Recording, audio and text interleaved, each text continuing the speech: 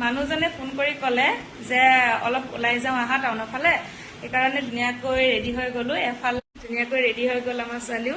তেতিয়াহ'লে বলক আপোনালোককো লৈ যাওঁ। ফালে বাপেক জীয়েক দুইটা গৈ আছে।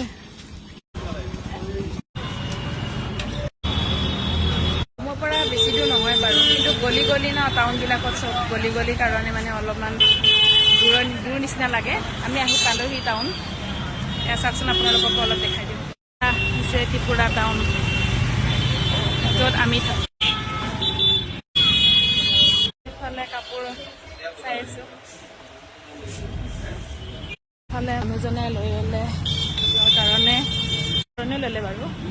যে নতুন নতুন কাপোৰ কিমান পিন্ধিবলৈ মোবাইলটোকো পিন্ধাই দিওঁ। ইফালে আহিছোন দেখি ৰ'বই নোৱাৰা হৈ গ'ল, লাগাই হ'ল। ময়ো ৰ'ব নোৱাৰি খাই দিলোঁ এটা আইচক্ৰীম। ইফালে ল'লোঁ আম।